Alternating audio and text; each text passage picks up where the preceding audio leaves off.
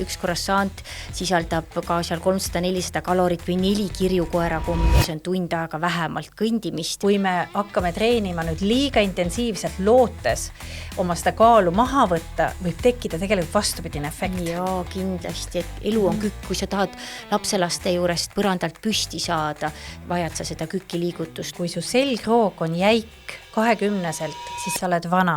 Ja kui su selgroog on elastne 60-selt, oled sa noor. Ja mitte keegi mitte kunagi ei kuku osteoporoosi pärast ja nõrkade luude pärast, vaid kukutakse sarkopeenia ehk lihasmassi vähenemise pärast. Sa vaatad need Blue Zone, nad ei käi kuskil treeni tegemas. Ja täpselt, see on väga hea tõesti tähelepanek, et need inimesed, kes hullult trenni teevad, nad ei ela kauem, aga mida see nagu treening saab teha, on see, et ta annab siis aastatele elu juurde. Aga need, kellel on trepid, nagu Kaidil on 7. võimalik kõndida. See on pika elu ja saladus. Kui ma näen treppi, siis ma olen nii õnnelik, mida rohkem 7900 lähedal oli see sammude arv, seda kauem need naised elasid. Anna 3 nõuannet inimestele, kes tõesti istuvad kontoris päevad läbi.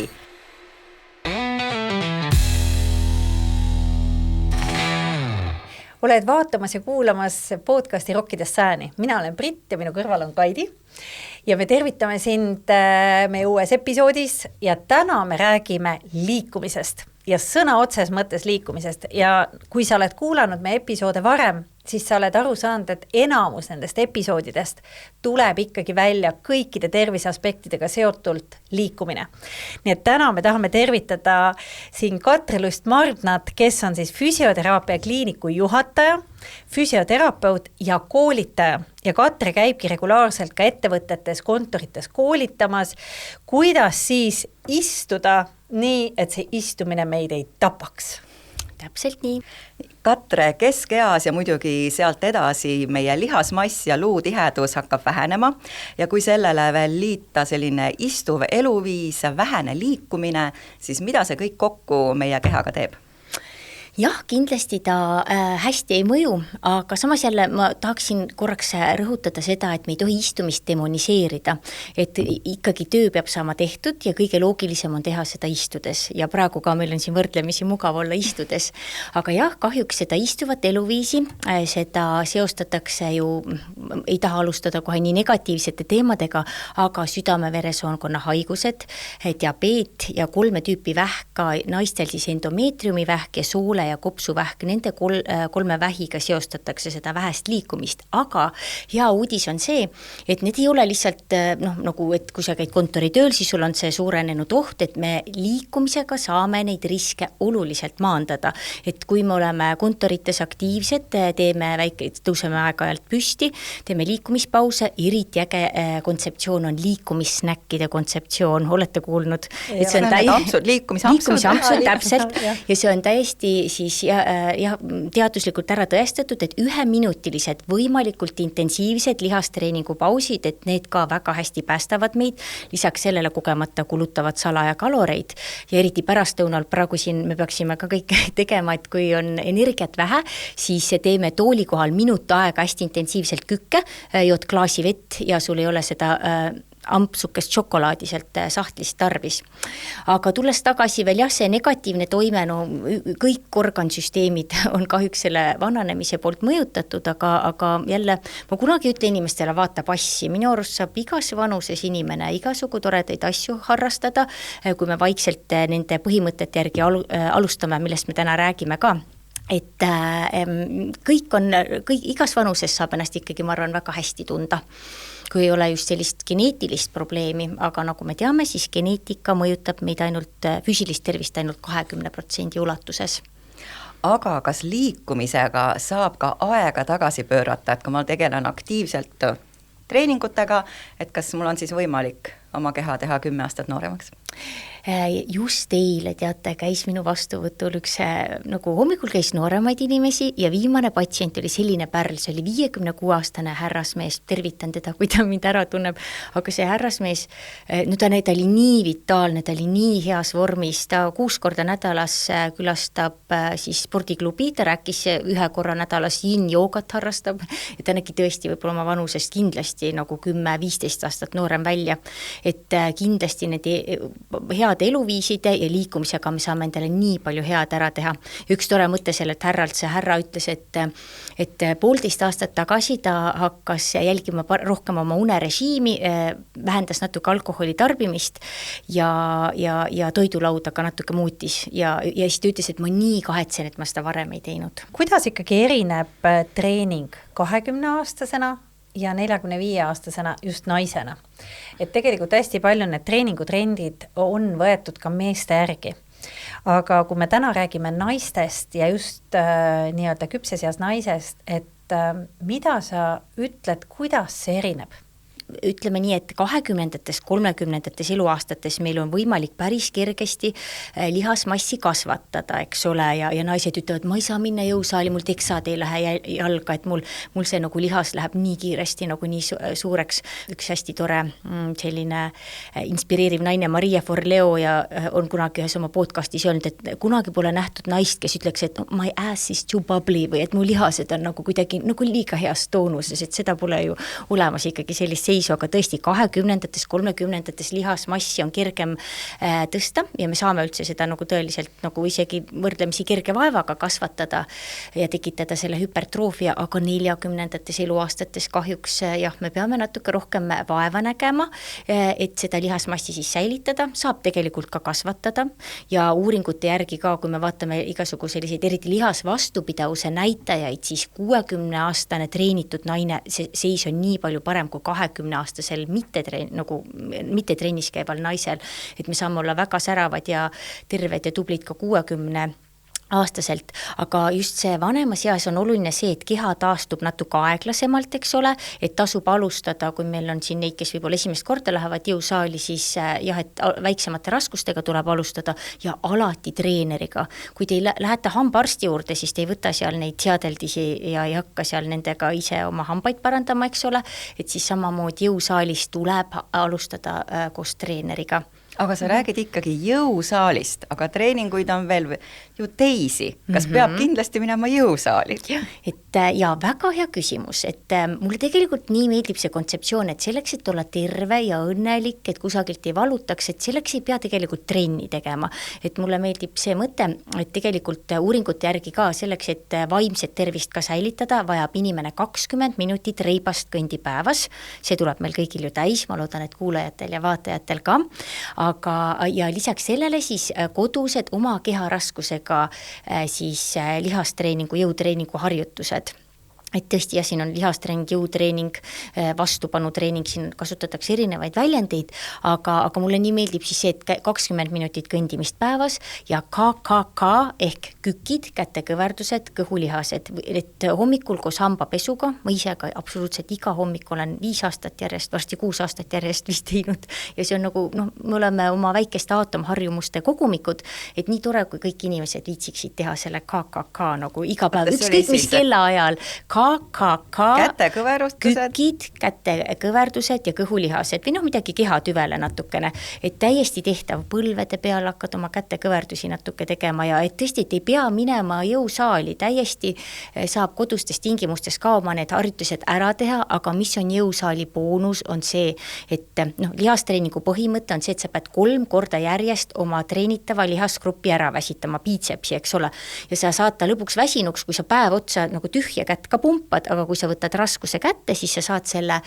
trenni, eks ole, palju kiiremini ja tõhusamalt tehtud ja lihashüpertroofia, selle suurenemise sa saavutad ka selle raskusega oluliselt kiiremini, nii et jõusaal oleks tore, aga kodus saab ka kõik asjad ära teha. Aga kui palju sa siis kodus neid kükke ja kätekõverdusi ja teed neid? Et kõikidel on nagu see ettekujutus kükist, et ass to grass öeldakse meie valdkonnas, et pepu peab põrandani minema, siis nii paljud inimesed ütlevad, et mul on nii valus kükki teha, et ma ei taha seda teha, aga väikestest poolkükkidest ka piisab, et kõik 70-80 pluss inimesed äkki, kes meid kuulavad, siis tegelikult piisab ka sellisest mikroväiksest kükist, mis on su põlvedele ja puusadele isegi natuke kasulikud. Et kui me ei taha sattuda varakult hooldekodusse, siis oluline on see, et me saaksime tualettpoti pealt ise püsti ja tualettpoti pealt püsti saamine on kükk, eks ole. Ja kellelgi pole ühtegi vabandust, kellel jalad on, et miks ta ei võiks nagu natuke seda kükki teha, kui ta seista saab. Et tasub teha kükke ja väikesed sellised minikükid ka piisab ja hommikuti siis, no kui te ei ole üldse teinud, siis alustage 10 kükist, eks ole, kas või ja 10 põlvede peal kätekõverdust ja midagi siis natuke kõhulihastele ka, et ei ole üldse palju vaja ja proovige, no mina teen näiteks 35 kätekõverdust ja selleks kulub, mõelge, alla 1 minuti päevas, teil kõikidel on olemas see 15 minutit päevas, et neid harjutusi teha. Mul just nägin ühte toredat tuttavat psühholoogi, kes käis mu vastuvõtul ja oli otsustanud kükke hakata tegema ja kohe tegime need temaga läbi ka tervislikult ja ilusti. Ja siis ta just rääkis mulle, et ta esimest korda elust, ta on 40+, ütles, et ta on nii uhke oma jalgade üle, et see oli nii tore kuulda. Ja teine kompliment mul on olnud see, üks kolleeg füsioterapeut käis minu juures ja siis ta rääkis, kui mugav on tal käia avalikus tualetis nüüd tänu sellele, et ta on kükke teinud ja siis tal need reie nelipelihased ja tuharad on nii tugevad, et ta saab mis iganes asendis seal kusagil olla. Ja see mõte ka suusatamine, just suusahooaeg hakkab, inimesed tahavad mägedesse minna ja ütlevad, et nad ei suuda, seal suuskade peal kuidagi see küki asendi võtmine on nii raske, et tuleb teha kükke. Aga osad ütlevad, et põlved on valutavad ja ei saa kükke teha. Ja, no siuke väikese kükiga ja kui sa surud põlvesid laiali, tasub füsioterapeudi juurde tulla, ootame teid, et kui sa või pilatesesse, eks ole, öeldakse, et kõige halvem harjutus on tegemata jäänud harjutus, minu arust see on ka hästi oluline mõte, ja kui sa surud põlvesid välja, et väikest kükki, siis ei ole sul valus ja tõesti see võib väga mikrokükk olla, aga tasub teha kükki. Elu on kükk, kui sa tahad lapselaste juurest põrandalt püsti saada, vajad sa seda kükki liigutust, kui sa tahad poekotti üles tõsta, see on kükk. No tõesti, see kükk on hästi oluline. Aga kui ei meeldi kükke teha, tunnistan ausalt, minule ei meeldi kükke teha, et kas seal on mingi alternatiiv ka? Jõusaalis jalapressipink ikkagi, siis võiks jõusaalis natuke käia, aga ma arvan, et me suudaks teha sulle need kükid mugavaks ja meeldivaks ka. Aga ma nüüd tooks natukene mingisuguseid teisi treeningstiile sisse, sellepärast, et lasin teha endale kehakoostisanalüüsi just sellel samal põhjusel, et eks mina olen pilatese õpetajaks ja nüüd juba 25 aastat õppinud seda põhjalikult ja minu kogemus on see, et tihtilugu jõusaalis on küll jalalihased väga tugevad, need inimesed, kes siis jõuavad mulle stuudiosse, on ka käelihased, teatud lihased, siis kas biitseps või triitseps nagu vähem, aga torsolihastikku ikkagi ei ole.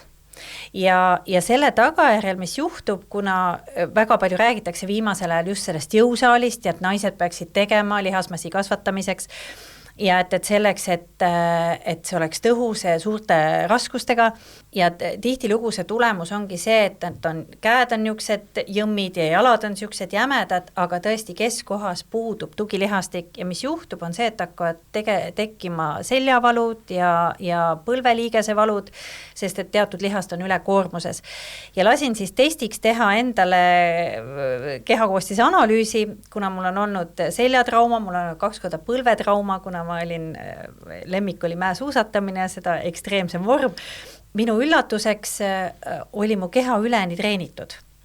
Lihased olid väga heas toonuses, üle terve keha ja sümmeetriliselt. Ja tõesti ausalt öeldes ise imestan just sellepärast, et kuna mul on neid traumasi olnud ja Eestis minu õpetajad on, eks ju, kas Ameerikas või Hollandis, kelle käe all ma saan nii-öelda treenida ise, aga ise ma treenin igapäevaselt ennast pilatesega.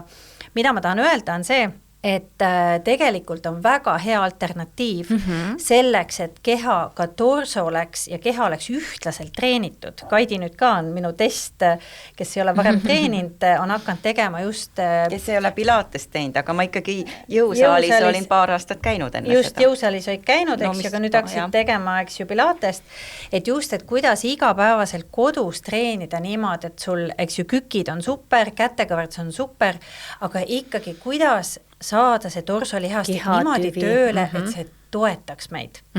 Tõesti, see on väga vajalik, et me kasvatame oma lihast, me treenime oma lihaseid, aga ma olen nagu märganud spetsialistina seda, et see kaldub nagu ühte äärmusesse. Ja sinna juba jõutreeningute poole ja see on väga hea point ja ma siinkohal tahaks tuua sellega välja, kui, eks ole, et meil on jõutreening, aga enne seda tegelikult meil ju kardiovaskulaarse süsteemi heaks on aeroobne treening üldse ka, et tõesti pilatesid ja kõik muud asjad, aga kuulge aeroobne koormus, noored käivad ainult jõusaalis ja nad ei jaksa absoluutselt joosta, et tõesti NATO testil kätekõverdused, kõhulihased tehakse ära, aga joosta tõsta ei jaksa keegi. Et tõesti see natuke, need teemad on kohati sinna jõutreeningu poole kaldu, aga jah, ma siin kohal rõhutaks seda aeroobset koormust ja lisaks sellele siis tõesti ka, et tõesti, et on nii palju erinevaid, Pilates on imeline ja nii paljud need rühmatreeningud ju ka spordiklubides, mis tulevad kasuks. Üks asi, mis mulle väga ei meeldi, mis võib-olla ka Pilatese treeneritel ei pruugi päris meeldida, on see ikkagi, et spordiklubidesse on tulnud ka need sellised väga suurtes saalides läbiviidavad, eks ole, masina Pilatese teemad, et sealt mulle tuleb ka patsient, et ma ei saa aru, inimene räägib, et käin reformeri Pilateses ja põlv valutab ja siis ma mõtlen, et kuidas see võimalik on, et ise olen ka käinud igal pool koolitustel ja treener pidevalt jälgib sind ja et sa oled ju seal nii heades kätes ja siis tuleb välja, et see on see suure saali Pilates, eks ole. Jah, see on selles mõttes väga õige asi, mis sa välja tood, et tõepoolest selleks, et Pilates annaks Pilatese tulemust, sest Joosep Pilates, ma ei tea, kas sa oled näinud tema arhiivipilte, oli ju üleni treenitud, Joosep Hubertus Pilates, kes on siis Pilatese tehnika looja, ta on päris inimene, aga see eeldus ongi see, et sa teed nagu seda algupärast päris Pilatest. Süsteemselt kõik lihasgrupid läbi. Sest tihtilugu nende heade, eks ju, nii ka joogadega on ju tekkinud seda sama asja, et on kõik võimalikke versioone sellest, aga mis see algupärane oli, keegi enam ei tea.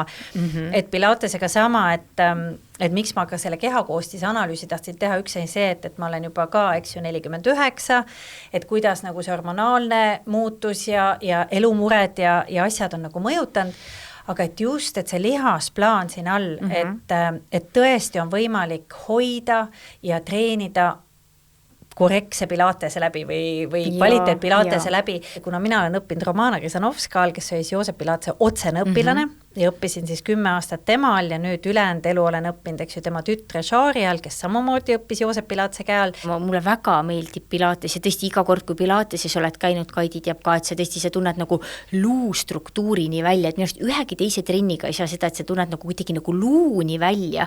Ma nii imetlen Joosep Pilates tegelikult kogu aeg, ma mõtlen, et kuidas ta oskas kunagi aastaid tagasi selle süsteemi niimoodi luua, et see tõesti see toime läheb nagu lihast pidi nagu luuni välja, et see tuleb nagu raudrüütel alati selle nagu ilusa, sellise hea tundega korsetile sealt trennist välja. Ma ise ei ole väga suur jõusali fänn just sellepärast, et mulle meeldib liikuda väljas ja värskes õhus, eks ju, ja samas siis ka oma kodus või oma stuudios ütleme. Ja paljud inimesed on täiesti normaalne mitte jõuda jõusaali, räägime siin veel, toome välja selle 20-22 reegli ka, 20 minuti arvutiga töötamise kohta peab olema 20 sekundit kaugusesse vaatamist, et silmalihaseid lõdvestada ja Eesti silmaarstid palusid mul ära vahetada, see on ametlikult on 20-20-20 reegel, et sa pead vaatama 20 jala ehk 6 meetri kaugusele, et su silmalihased saaksid lõdvestuda, aga seal tegelikult see on, Eesti silmaarstid ütlevad, et 2 tundi päevas peaks inimene õues olema, et tegelikult see õues liikumise point on ka väga oluline. Mida nüüd seal õues siis teha, kas piisab sellest, kui ma lähen jalutan koeraga? Et see oleneb ka, see võiks ikkagi võimalikult intensiivne olla see kõndimine. Mina täna tervitan oma treenerit ja lähen õue treenima, meil on naiste jõutreening õues, alati nagu raskustega, et nii äge, pange ka oma naiste punt kokku regionaalselt seal naabri naistega, kes kus on, et see õues jõutreening ju iga ilmaga tõesti saab täiesti teha. WHO arust kõik inimesed maailmas peavad 150 minutit vähemalt liikuma ja ideaalis tegelikult on vähemalt 300 minutit siis liikumist vajalik kõikidele ehk siis 5 tundi nädalas, eks ole. Ma ei tea, paljudel see tuleb täis ja tegelikult korraks võiks iga inimene nädalas käia ka selles anaeroobses tsoonis ära, nagu kus ta on põhimõtteliselt, et sa liigud niimoodi, sa teed niimoodi trenni, et sa ei saa rääkida samal ajal, eks ole, selline aeroobne koormus, et sa korraks hingeldad. Hingeldamine ja higistamine on nii olulised, et paljud kunagi, ma mäletan haiglas patsiendid ütlesid, et ma ei taha seda teha, et ma hakkan higistama või midagi, aga trepist üles käimine näiteks on ka nii oluline. Ja nüüd kõige olulisem muudatus, mis tõesti ikkagi sisse toodi WHO poolt 2020 uutes nendes liikumisnormatiivides oli see, et 2 korda nädalas peab inimene tegelema siis tõesti oma lihaskonna tugevana hoidmisega, ehk siis oled sa 6-aastane, 36-aastane, eriti kui sa oled 86-aastane, siis sa pead need lihased tugevana hoidma ja selleks on väga palju erinevaid võimalusi ja kusjuures seal WHO selle soovituse peal on see ka selline inimene, kes pargipingil planku hoiab, et sa võid näiteks kätekõverdusi või planku teha ka kusagil köögi tasapinna ääres, et sa ei pea kohe sinna põrandale minema, aga et sa pead 2 korda nädalas võiks mõelda oma lihaste peale. Aga nüüd, kui siis naised meid kuulavad, siis me teame, eks ju, et kui me ületame nii-öelda selle 40 künnise ja meie hormonaalne süsteem hakkab muutuma, siis naistel tihtilugu tekib kaalutõus erinevatel põhjustel ja nüüd, kui nad kuulevad, ütleme, kas või sind rääkimas, eks ju, siis sa ikkagi väga palju rõhutad seda suurte raskustega ja mis siis juhtub, on see, et kellel on siis, kas mõnel ei olegi võib-olla treenitust seal all, eks ju, ja minnakse suurte raskustega treenima või kui, eks ju, ükskõik mis trenni tegema ja tehakse liiga palju.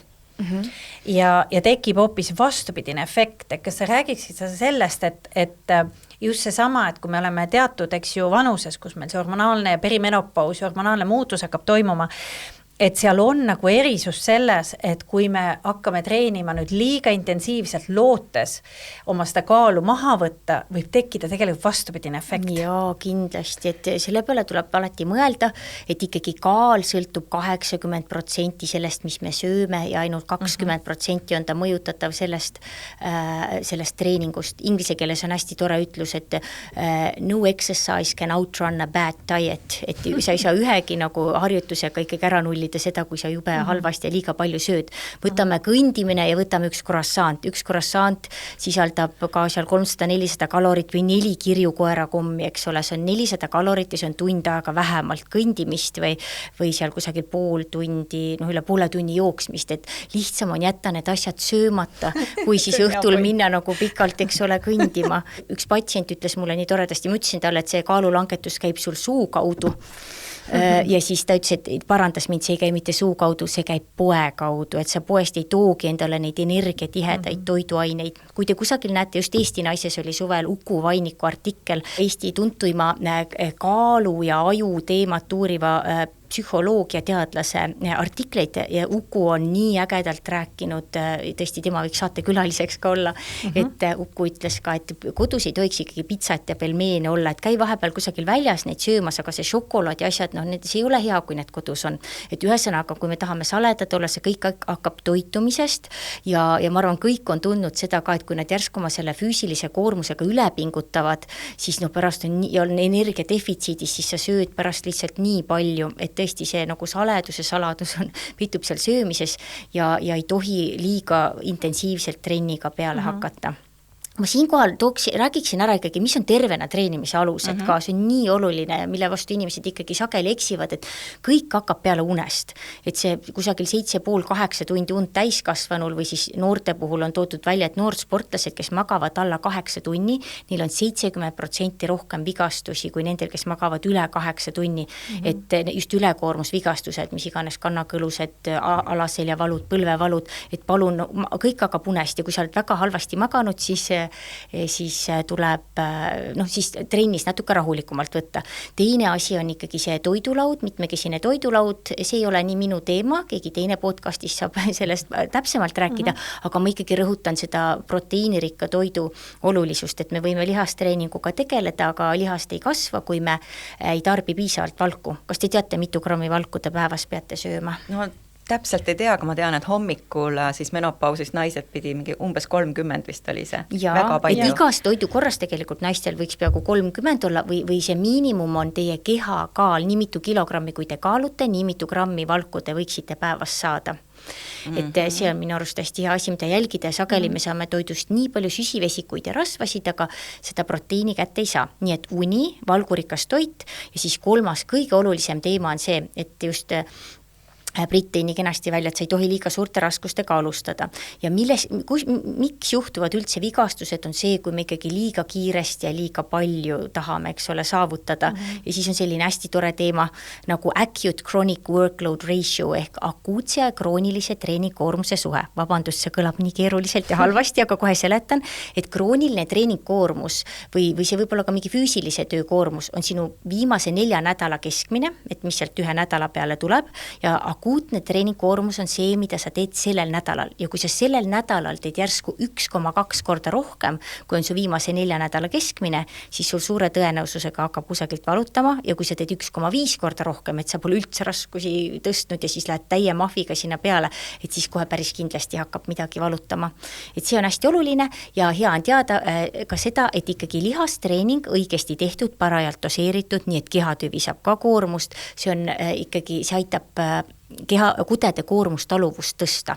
Et selleks, et terve olla, ikkagi selline mõistlik ja juhendatud lihastreening, jõuame selle juurde tagasi. Aga kas peab ilmtingimata minema sinna jõusaali treeneri käe alla või ma võin siis osta ikkagi koju endale need hantlid ja siis teha oma keha raskustega, ma ei tea, otsin, YouTube on täis videoid, kuidas kodus treenida. Jaa, küsimus. Ma ikkagi, kui ma ise näiteks endale kunagi kava tegin, siis võtsin ka suurepärase treeneri Ilo Rifkiga ühendust ja ütlesin, et mul on kodus see, need reguleeritavad hantlid ja siis Ilo tegi mulle koju ka ikkagi kava, et ma väga soovitan, käige seal jõusaalis, rääkige, ostke endale see varustus ära, mis teile tundub sobilik ja siis see hea treener või ka füsioterapeudid tänapäeval, kellel on natuke, kes sportlikumate inimestega tegelevad ja meil füsioteraapia kliinikus on ka ikkagi treeneri kutsega füsioterapeute, et tasub füsioterapeut oskab ka võib-olla veel eriti hästi sellise individuaalse kava teha, mis kõiki lihasgruppe siis haarab ilusti.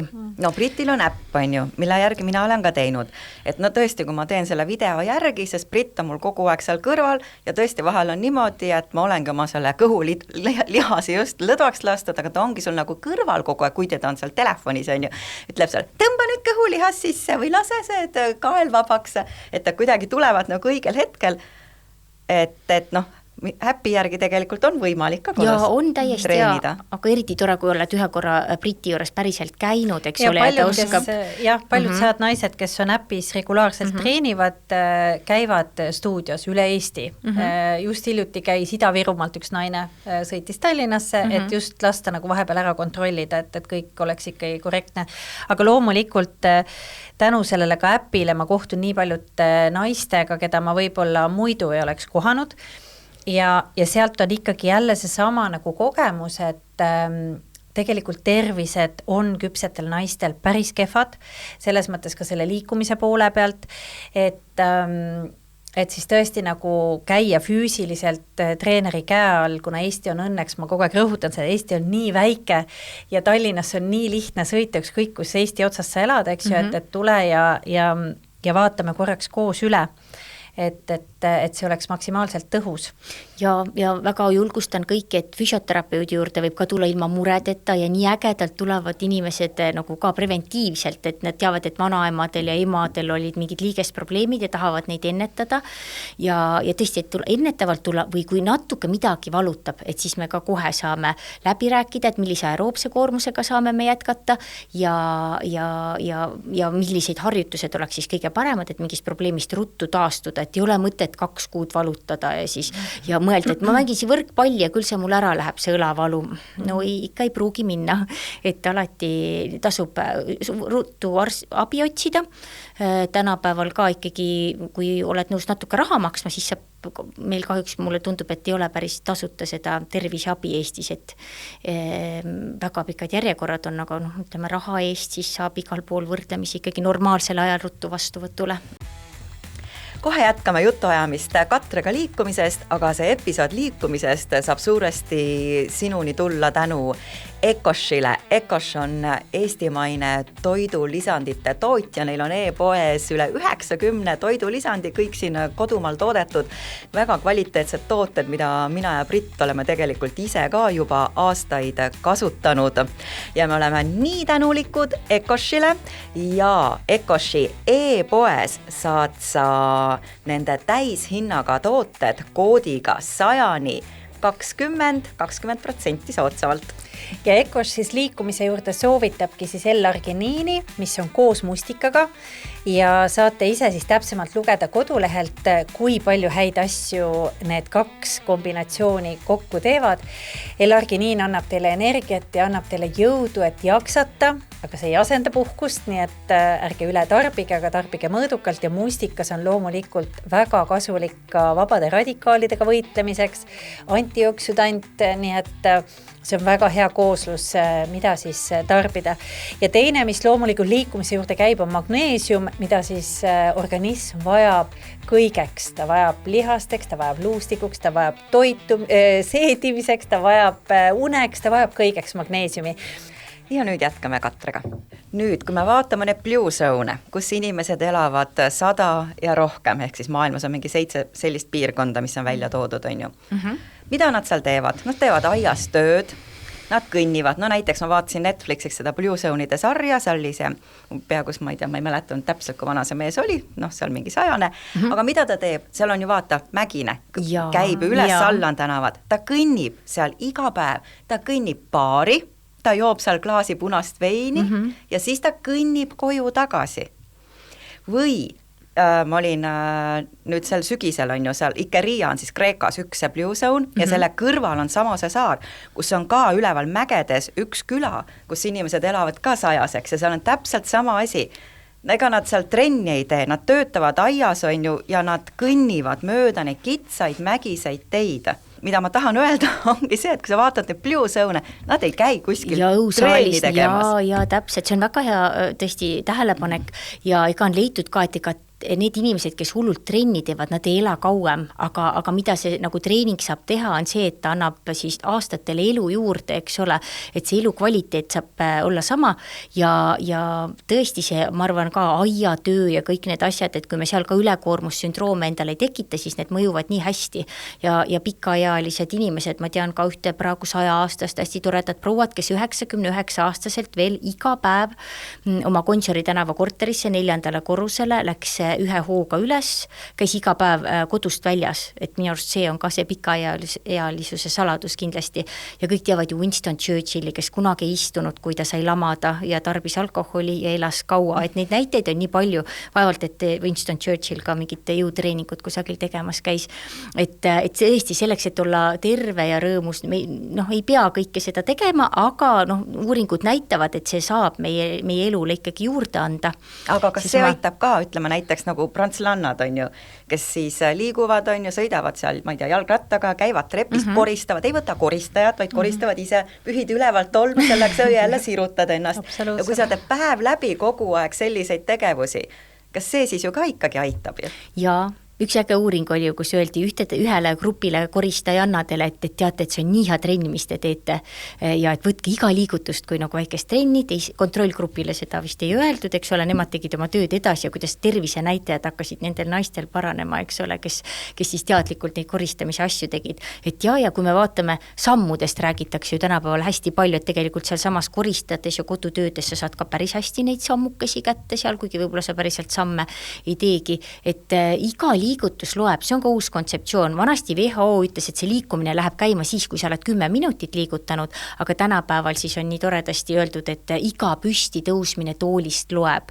Üks NASA teadlane ütles ka, et tõesti see püsti tõusmise moment toolist, et peaaegu iga närviraksu kehas on selle poolt stimuleeritud, su tuharalihased, su reienelipäelihased, need kõik elu, pikaks eluks kõik olulisemad lihased, need kõik saavad juba selle nagu tooli kohal püsti tõusmisest ka head toonust ja Kaidi, sulle ei meeldi kükid, aga tooli kohal kükid, jumala hea ikkagi. Okay. Nüüd üks asi, mida ütles Joosep Pilates, tema üks niisugune legendaarne lause on see, et kui su selgroog on jäik 20-selt, siis sa oled vana ja kui su selgroog on elastne 60-selt, oled sa noor. Nüüd, kui palju me tegelikult ikkagi, ütleme, kui nende raskustega treenida ja seal nende masinatega treenida, kui palju seal tegelikult me liigutame seda selgroogu.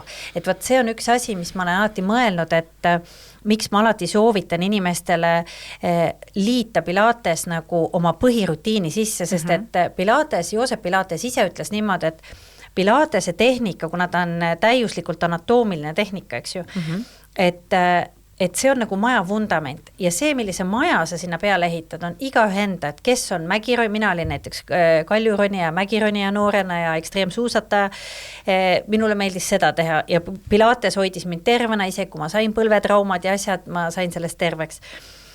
Või siis, kui sulle meeldib käia jõusaalis ja raskustega, siis sa teed seda, eks ju pärast, aga et just see nagu see terviklik treening, sest et Pilates kogu aeg liigub läbi terve keha, mis on selle tehnika fenomen ja mida ma ise juba 25 aastat töötades inimestega, ma imestan seda tulemit, aga jällegi ma rõhutan siin, see peab olema algupärane Pilates ja treener peab olema väga põhjaliku väljaõppega, vastasel ei saa seda tulemit lihtsalt, et võib lihtsalt liikuda, aga lihtsalt liikumine on ka vajalik. Aga et just see sama asi, selle tehnika geniaalsus liigutades kogu tervet keha.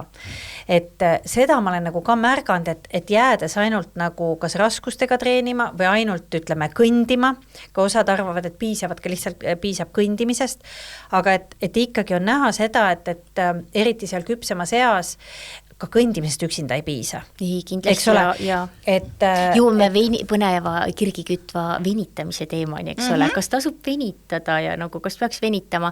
Venitamine on oluline ka, väga oluline ja Pilateses on nii tore. Aga nüüd siis rääkisid sellisest liikuvuse säilitamisest. Selles mõttes on nagu erinev, et venitamine on passiivne tegevus, aga kui see liigud läbi, siis on dünaamilised venitused ka, me räägime niimoodi ja dünaamiline sirutamine, venitamine, et see on ka nii oluline, et on üks uuring rääkis sellest, et pärast 50. eluaastat ka 10 aastaga umbes see tagumine lihasliin või see ütleme, et hamstringlihased, säärelihased, riie tagakülje lihased, et seal ka vist umbes 2 sentimeetrit lihased nagu tõmbavad kokku 10 aastaga pärast 50. eluaastat. Et nii tore on see, nagu tõesti painutamine on ka oluline ja vee tarbimine, vananemine on kuivamine ja me kuivame sellepärast, et me kollageeni kaotame ja siis tõesti me jääme kogu aeg aina natuke nagu rabedamaks. Aga ikkagi ma tahaks seda, et kõigepealt tee need tugevdavad asjad ära, et need tugevdavad väikesed asjad pikendavad ametlikult ikkagi eluiga, näiteks lihasvastupanu, lihasjõu, võimsuse näitajad, need on leitud, need on konkreetses korrelatsioonis inimese potentsiaalse elueaga ja ka aeroobne võimekus näitavad eluiga, aga painduvus ei ole inimese elueaga ja kukkumiste riskiga ametlikult seotud nagu päriselt. Me räägime jälle 2 eri asjast, sest Pilateses on jõutreening läbi liikuvuse. Ja, see mulle väga meeldib. See on vastupanu ja jõutreening. 2 asja korraga. Just, et me ei painuta, seal ei ole nii-öelda staatilist venitust ei ole. Ja pidev liikumises et selles mõttes ta ongi oma olemuselt jõutreening. Joosep Pilates, kui seda tehnika lõid, oligi jõutreening. Eks? Aga tänapäeval lihtsalt ongi see, et kuna inimesed on nii kehvas seisus, siis sa vahel alustad väga rahulikult või pehmemalt, eks ju, aga ta on ikkagi jõutreening.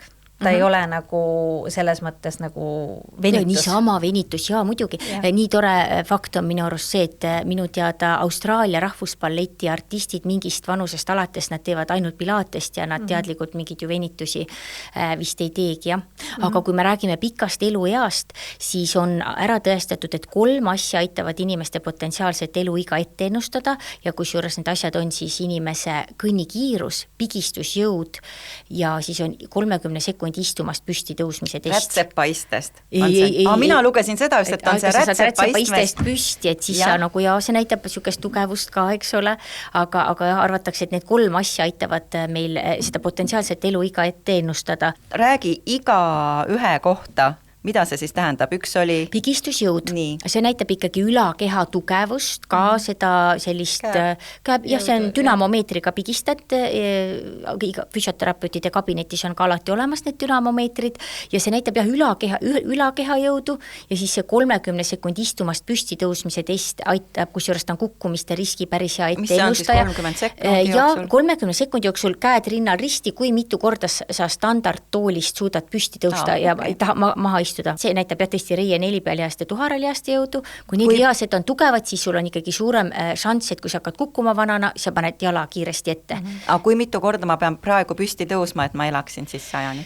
Et see, ja need on, tuleb eraldi vaadata neid normatiive, ma tean kindlalt, et kui 60 pluss naine peab tegema üle 12, mees peab tegema suutma üle 14, aga ma arvaks, ja ma tean, et 30-ndates eluaastates on meestel 33, naistel 30 kordust, no te olete 30 ju, ikkagi, et kirjutage endale need normid üles, et võiks 30 ja ma alati kontorites loengutel ka teen ja nii toredasti inimesed teevad kõik kaasa ja see läheb liikumisnäkina ka kirja, pigistusjõud, istumast püsti tõusmine 30 sekundi jooksul ja siis oli kõnnikiirus ikkagi ka, et see näitab kardiovaskulaarset võimekust, et palju, kui hästi su süda elab, see jah, kuigi seal võivad takistada jälle see liigesprobleemid, kui põlved, puusatala, selg valutavad, siis ei liigu ka nii kiiresti. Kui kiiresti, mis aja jooksul ma pean siis ka liikuma? See tegelikult see Skandinaavia spordimeditsiini kongressil, kui neid asju meile sellises happy aging'u loengus tõestati, siis see tegelikult vaadatakse siis vanemaealistele, et kui sealt hakkavad nagu tekkima muutused, et siis on probleem,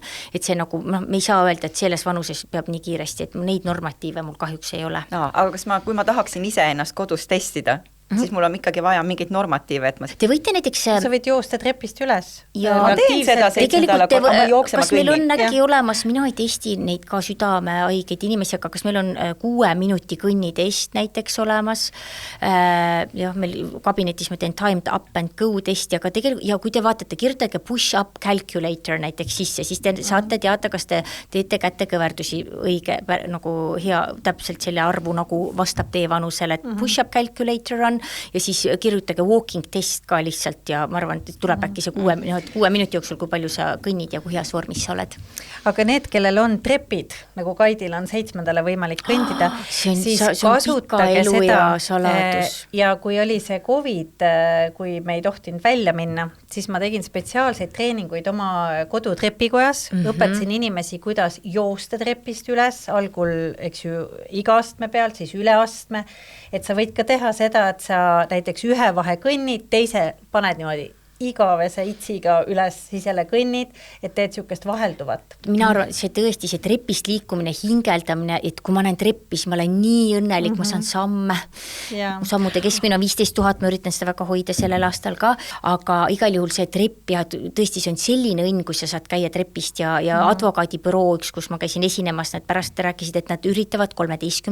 korrusele minna pärast lõunasööki ka vahest kambaga lähevad üles niimoodi ka ja vähemalt 6. 7. korrusele, sinna peaks alati minema ikkagi, võta see aeg ja mine üles ja sa oled juba võitnud juurde natukene. Aga meie iga arvestades, mis korrusel võib hingeldama hakata?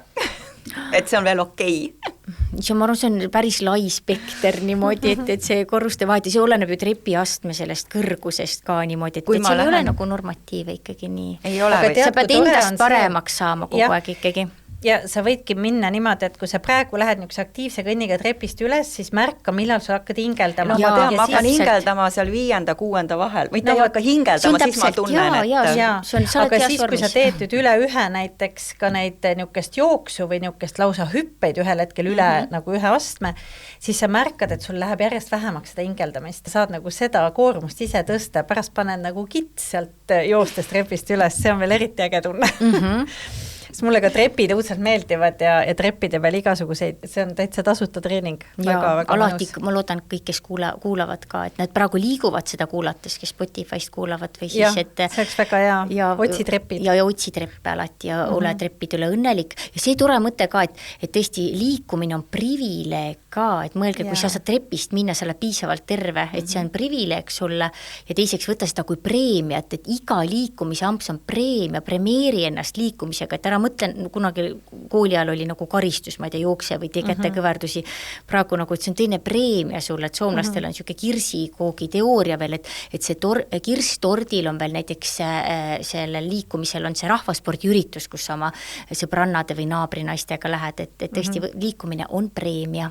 Aga kui nüüd on see istuv töö, anna 3 nõuannet inimestele, kes tõesti istuvad kontoris päevad läbi. mis on sellised head liikumisampsud siis, mida seal teha? Või siis kas oleks vaja seda lauda, et sa vahepeal seisad püsti, vaata need lauad, mis sa seda üles alla lasta? See liikuva laua, see on nii tore müüt, et kunagi USA-s rikas Mayo Clinic tegi niisuguse uuringu, esimest korda Spandexi firma niisuguse interaktiivse aluspesuga hakati vaatama, et kui palju inimesed tegelikult istuvad tööd tehes istuvad, pakkuge, kui mitu tundi ööpäevas inimene istub, kui tal on istuv töö. No vist päris palju, sest ta istub tööl, siis ta läheb koju, siis ta ka istub, nii et noh, ma kujutan ette, oleneb, mis kell ta magama läheb ja mis kell ta ärkab, 10-12 tundi kindlasti istub. Ja isegi 13 tundi ööpäevas. Nii, ja siis sellest uuringust tuli välja, et need, kes siis üle 13 tunni istusid, nendel oli rohkem siis südame-veresoonkonna haigusi ja aterosklerootilisi muutusi veresoontes. Ja sealt läks lahti see ütlus, istumine on uus suitsetamine. Ja mina olen seda ajalehe veergudel öelnud ja ma nii kahetsen seda, sellepärast, et kõik arvasid, et ei hakka ma ainult seisma. Või no, aga seismine on ka niisugune võrdlemisi passiivne tegevus ja inimesed, kellel näiteks alaselja valu on, see ei aita nagu ka väga hästi. Kõik tahtsid seisulaudasid saada. Õige ütlus on see, et mitte liigutamine on uus suitsetamine, et kui sa lamaksid terve päeva, siis oleks veel kahjulikum tegelikult või ei oleks nii hea sulle. Seisulaua küsimus on väga hea küsimus, aga see seisulaud ei pruugi olla see nagu ka lahendus, kuigi seisulaual on hästi hea, sa saad inimesed, kes on natuke pikemad või lühemad, nad saavad selle laua endale hästi nagu täpselt paika timmida, et neil oleks tõeliselt mugav seal istuda ja et see seisulaud ei pruugi päästa, tore on nagu asendivahetused, võib-olla esimene soovitus mul on see, et nihele toolis, tõsta ühte ja teist seda puusa poolt niimoodi vaheldumisi üles, selg nõgusaks, kumeraks, tee alaseljaga mõnusaid ringe, et see nihelemine, pidevad asendivahetused ja iga 30 minuti tagant tasub püsti tõusta. Inimesed, kes iga 30 minuti tagant korraks püsti tõusevad, uuringute järgi nende südame-veresoonkond on palju paremas seisus, et mõelge iga 30 minuti tagant lihtsalt püsti tõusmine. Ja siis tõesti ametlikult need liikumispausid, igas tunnis üks liikumisnäkk, 1 minut teed ühte harjutust ja 3. soovitus oleks võib-olla ergonoomika-alane, et istu palun niimoodi, et su küünarvarred on lauale toestatud, eks ole, arvuti taga, et nagu mõnusalt, et kui su küünarvarred on toestatud, siis ja selg on ka mõnusalt toestatud ja ei pea sirge seljaga istuma, et toestatud küünarvartega istudes on sul kaela õlavööde vaba, alaseljalt läheb raskus, rohkem nagu ülakeha raskus läheb lauale ja palju mugavam ja parem on olla. Nii et tõesti see nihelemine, liikumispausid ja leia see mugav asend ja tea, et lösutamine on lubatud uuringute järgi ka, et me ei pea kogu aeg 90-kraadiste nurkade all istuma. Et ei ole see nagu emad ja vanaemad arvastavad, istu sirge seljaga.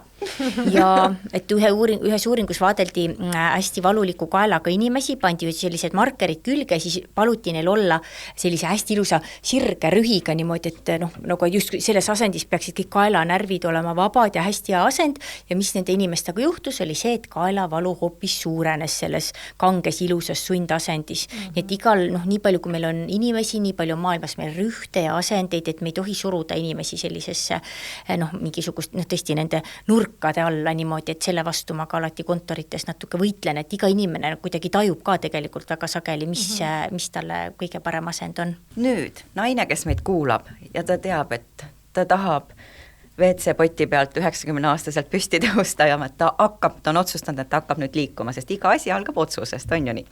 Nii, anna nüüd soovitused, mida ma siis tegema pean, kui palju ma pean iga päev tegema, sest Brit, kui ma võtad selle Briti Pilatese äpi, siis seal on iga päev on kas siis 10 minutit või siis on 15-20 minutit on juba kõrgem tase. Ja teed neid siis iga päev.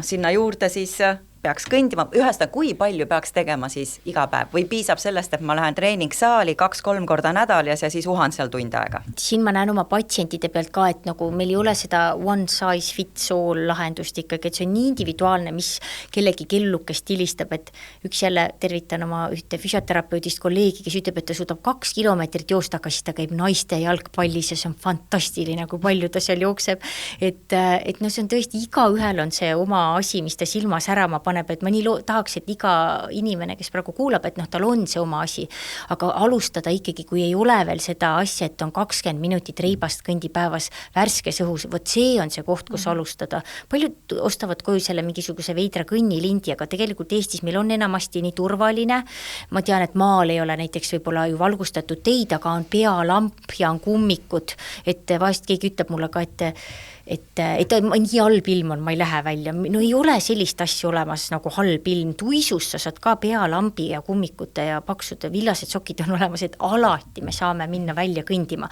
et palun alustada sellest 20 minutist kõnnist päevas ja siis võib-olla tõesti kas või tooli sellest seljatoest kinni hoides teha neid nagu väikseid kükke näiteks ja köögi tasapinnal kätekõverdusi ja teha neid 3 korda nii kaua, kuni lihased natuke ära väsivad või noh, ametlikult võiks ikka täitsa nagu ära väsitada need lihased, et see on niisugune väga-väga lihtne, meie teaduses on nagu väga palju põhimõtteid, kuidas me nagu sportlased ja kuidas kõik peaksid nagu seda lihast kasvatama, aga see on võib-olla kõige lihtsam mõte, et baasasjad, kükk ja kätekõverdus, väiksed mikroliigutused ja see kõndimine. Aga kui kellelgi on see kõnnilint, olete me kodus, et kui ta teeb akna pärani lahti, kas see asendab selle õues kõndimise või pigem mitte? Nii tore küsimus. No see on palju parem kui kinnise aknaga kindlasti liikuda, eks ole, ja paljud ei saa ju kodust ära minna, kellel on väiksed lapsed, et selles suhtes see lint võib täiesti päästa ja tee aken lahti.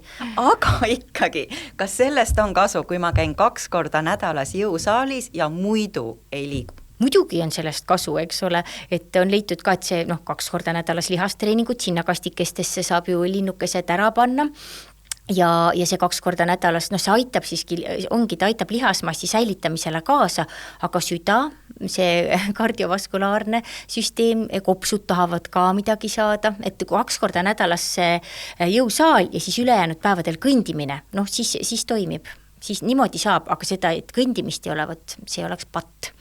Aga siis see 10 000 sammu päevas või? Jaa, kust see tuleb, eks ole. See on nii tore, kuidas jaapanlased lõid esimese pedomeetri ehk sammulugeja ja siis neile tundus, et paneme ja nad panid selle nimeks 10 000, sest Jaapanis 10 000 sümboliseeriv tähemärk, Mampokei on selle nimi veel jaapani keeles, et see on 10, see on jooksva mehe moodi või nagu liikuva mehe moodi see 10 000 jaapani keeles ja panid selle esimene sammulugeja, sai endale nimeks 10 000. Just kui kõik inimesed peaks 10 000 sammu päevas liikuma. Aga Harvardi ülikooli teadlased mõtlesid, et kus see tuleb ja siis nad võtsid vanemaealised naised kokku ja uurisid, et mitu sammu teevad ja kui kaua elavad ja tuli välja, et suremus langes oluliselt, kui naised tegid 4500 sammu vahemikus kuni 7900 sammu, et mida rohkem 7900 lähedal oli see sammude arv, seda kauem need naised elasid. Aga pärast seda polnud enam vahet, kas tehti 10 000 sammu või 20 000 sammu aga samas jälle üks Postimehe ajakirjanik võttis siis kohe välja, et 7900-500 sammu, mis iganes täiesti piisab, et kui me oleme terved noored inimesed ja meil muud nagu ikkagi ju füüsilist aktiivsust ei ole, lihastreening näiteks on, et siis võiks ikkagi see sammude arv suurem olla. Ja tahaksin veel öelda ka, et mul on inimesi vahest satub vastuvõtule, kes muidu kogu aeg nagu kõnnivad mingi 5000 sammu rõõmsalt tööle tagasi päevas ja nädalavahetusel mõtlevad, et mis see siis kõndimine ära ei ole, lähen mingile matkale ja teate seal ka põlved ja igasugu hüppeliigesed võivad kõndimisest ka väikese ülekoormuse saada, et enamasti keha peab vastu, kehad on meil väga vaprad ja taastuvad nii hästi ka iseenesest, aga jah, ei tasu nagu järsku tõsta seda sammude arvu või kui keegi meid kuulab, kes praegu 2000 sammu keskmiselt teeb ära, ürita kohe 10 000 või 5000 sammu teha, et kusagil 3-4 000, et vaikselt tuleb tõsta neid koormusi ja ükski suur muudatus ju kunagi meil kestma ei jää, et väikesed ampsud. Luu hõrenemine, räägime sellest ka, sellepärast minu vana-vanaema, kes suri vähem kui kuu enne oma 101. sünnipäeva. Ta oli täiesti terve, aga siis viimased aastad ta oli ikkagi ratastoolis, sest ta kukkus ja need luud enam kokku ei kasvanud, on ju. Aga siis ma ei teaks, vanemas eas ikkagi sellest vist pääsu ei ole ikkagi sellises osteoporoosist ja luude hõrenemisest. Et kui sa ikkagi puusaluu murrad, et siis ja vist seal kahjuks väga suur protsent nendest inimestest sureb esimese traumajärgse aasta jooksul ja nad satuvad haiglavoodisse ja seal kopsupõletik ja sellistesse tüsistustesse kahjuks surrakse. Aga oluline on mõelda, miks vanaema kukkus ja mitte keegi mitte kunagi ei kuku osteoporoosi pärast ja nõrkade luude pärast, vaid kukutakse sarkopeenia ehk lihasmassi vähenemise pärast. lihast, eks ole, et me jõuame jälle selleni, et selle juurde, miks lihastreening oluline.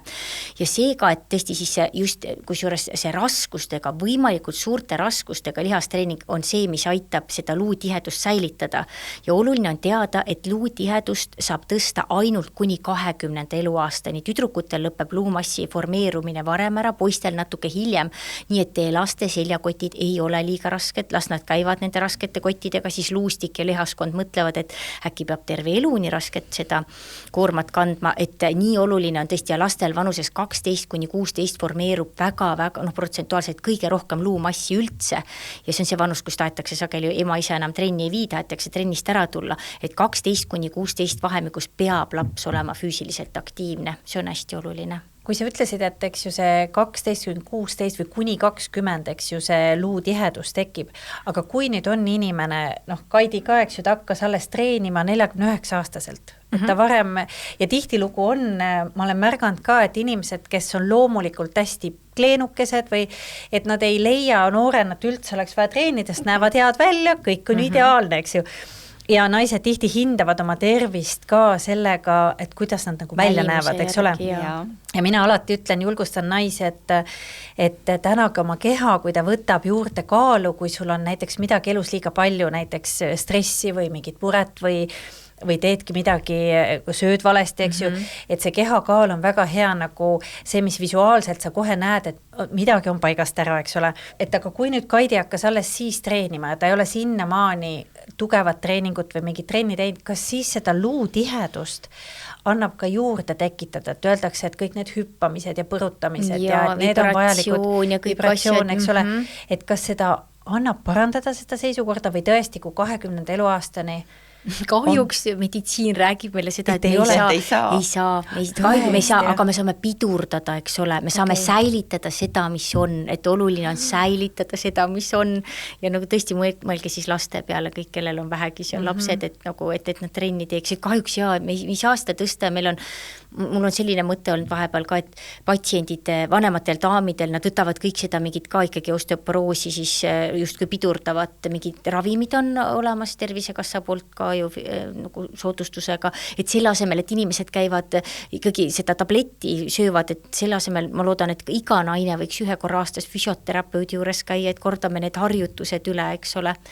Ja teate, mis on, arvatakse, et kõige olulisem lihas, et mis kaitseb meid siis selle osteoporootilise reielukaela murru eest, et see on siis, arvatakse, et vananemisel kõige olulisem lihas on reie nelipea lihas, see reie eesmisel küljel olev lihas, et see on see potentsiaalselt see lihas, mis tõstab su jala ikkagi seal kukkumise situatsioonis, paneb ilusti selle talla maha ja sa ei kuku, et reie nelipea lihased ja seda saab jälle kükiga tugevdada või seal reformeri tegelikult reformeri peal ka, eks ole, see kükiliigutus suju vastupanuga, see on väga hea, et erinevad need kükivariatsioonid. Katre, suur tänu, et sa täna tulid ja ma loodan, et sa oled inspireerinud kõiki, kes meid kuulavad, rohkem liikuma või siis liikumisega alustama. Mina väga tänan teid, et te mind täna siia kutsusite. Hommikul, kui ma mainisin oma sõbrannadele, et ma olen siia tulemas, siis kõik ütlesid, et nad on kuulanud episoodi, et see on nii äge podcast, et suur tänu, et te nii naisi siin inspireerite. Aitäh! Aitäh! Muidugi enamus inimesi ju teab, et liikuma peab, liikumine on kasulik, aga kõige raskem selle juures on ikkagi ennast sealt diivanilt püsti ajada. Ja ma ju tean seda ise enda käest. Mul on sinu äpp, on ju imeline äpp, tõepoolest soovitan Briti Pilates äppi, aga jaa, ma tean, et ma peaks tegema, sa oled mulle öelnud, et peaks tegema iga päev ja see ei ole ju 10 minutit päevast, no kuulge, see ei ole ju palju, on ju, aga ikkagi elu võtab üle, on ju, ja jääb nädal vahele. Mul on jäänud ka 2 nädalat vahele, aga mida ma siis teen? Mina ei tea, kas nii võib teha, ma ei ole sulle kunagi öelnud, aga siis ma teen nagu selle päeva harjutused ja siis hakkan sealt tagant võtma, ehk siis ma teen nagu samal päeval, teen mitte ainult selle päeva, vaid siis nagu rohkem. Aga mis on tõepoolest, et kui sa ikkagi liigud, kui ma olen selle su kava ära teinud, no midagi ei ole teha, enesetunne on ikka palju parem. Ja mis mul selle sinu äpiga on juhtunud, on see, et mu kõhulihased on tugevamad. nii äge. No tõepoolest, ega see enese motiveerimine on keeruline, aga miks on see nii oluline just ka seda äppi kasutada, isegi kui sa käid paar korda nädalas ka jõusaalis või aeroobsetes treeningutes või kuskil mujal, et tegelikult me vajame seda järjepidevat liikumist ja me vajame seda, et see liikumine oleks selline harjumus, et sa nagu pesed hambaid hommikul, et pesed oma hambad ära ja lähed võimled ära, et su kogu keha on korralikult toonuses ja valmis selleks päevaks, sest et ega see harjumus tegelikult tekibki mingi aja tagant. Nii et kui sa sellega juba, kui sind häirib, et sul on paar nädalat vahele jäänud, näitabki seda positiivset arengut, et sa tunned, et sa tegelikult nagu keha justkui vajab. Ja et sul on ebamugav, et kui ei tee, ja see on tegelikult juba positiivne. Kui sind hakkab häirima, et on see hommikune 15 minutit tegemata. Süümekad on. Just, ja see näitabki seda, et keha on saanud mingi hea kogemuse, ta on saanud mingit head toonust ja tuge ja ta tunneb sellest puudust. Nii et nautige seda, kui te tunnete heas mõttes seda süümekat ja võtke härjal sarvist, kohe jälle katsu ree peale saada. Ja ma ise ka äpis väga palju julgustan naisi, et ongi, elu tuleb vahele ja vahel ka eriti on tähtis mõista seda, et kui meil on need hormonaalsed muutused, siis vahel on selline ajuudu või selline passiivsus, et sa ei suuda ennast vaimselt sundima tegema, kuigi sa tead, et sa peaksid.